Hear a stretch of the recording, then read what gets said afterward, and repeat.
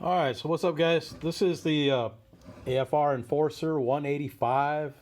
We took this over to Ray's last month, and this is what it did. This two columns here are the stock numbers for a stock port on it, and this is what we got out of it with. I wouldn't call it porting so much. This is the intake, and then this is the exhaust. All I really did was just made the valve guide boss a little thinner, got rid of some of the lips you see here, like from the partial machining they did. A fully CNC'd head isn't going to have that. You know, on the exhaust, it's got the same thing. You see that little lip right there and in there. These aren't fully CNC, it's just a cast head. So that's why it's a whole lot cheaper than a full, like an AFR 185, the typical one that's fully CNC machined. When I first got this, I think I put in the video, I had one of Michael's AFR 185s here and compared it. The front half of the port was real close, or smaller than the AFR 185, but the back half was a little bigger. So I figured I'd just open it up, the front half, to match the ports on the manifold I'm going to use this on. So I wasn't expecting a whole lot of change, and it really didn't. It stayed pretty close to what the original untouched one had. It did pick up a very little bit at the very top. Like I said, it was just like 6 or 8 CFM, so nothing real significant. The exhaust is where I got the most flow, and I didn't do the exhaust on here. Dwayne Bush did.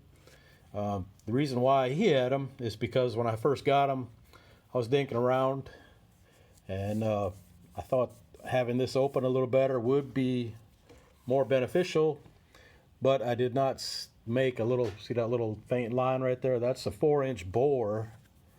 So I did not make that first, which I should have. Had a senior moment, I guess. So I colored outside the line a little bit, like I said. I texted Ray over in Pascagoula about it, and I texted Dwayne Bush like at the same time. Dwayne said he could fix them. Ray doesn't do that stuff, but he knows a guy that can, so I just felt more comfortable with Dwayne. He's done some other stuff for me in the past, so I sent him over to him, and he looked at him, and he just milled 40 thousandths off, and he said that took care of it. It's not bad enough now to where it needs welding. And he actually had another set there that he's working on for a guy that had a stroker 347, 363, something like that, and he's putting a 205 valve in it. He said you can really pick them up. I think he got 330 CFM or so out of those that he's got a 205 valve in. He said the intakes are really fine the way they are. He said what I did was the right track. He said the exhaust is where they really need help. So that's what he did. He did one exhaust port, and then I'll just copy it for the rest. But all it is, you can see where he took most of the work is done here on this short side. If you compare that to this, you can see a good bit of difference.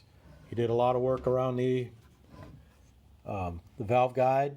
You see how much slimmer that one is compared to this one, and of course he got rid of them ridges there and stuff that the machining doesn't go all the way into the bowl. So, and just like I did on the intake. So he said that should be it, and it did, like I said, it did pick up pretty significantly on the exhaust. So I've got to finish doing all of these. And also I usually take and bevel that hole a little bit to help the oil drain faster on both ends of the head, and get rid of some of the flash around here.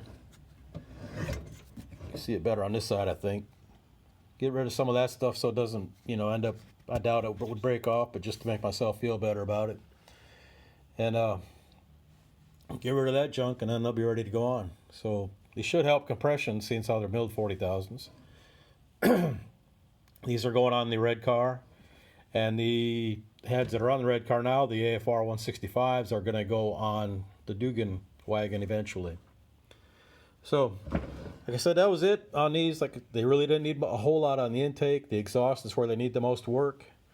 So that's what we'll be doing to wrap these up, and still got to buy springs and all the other stuff, the hardware for them. I got the valves, guide plates and all that, but so I just need that stuff, and then a couple other things that I'm going to do in the red car, and then these will be ready to go on. All right, appreciate y'all fellas. Bye.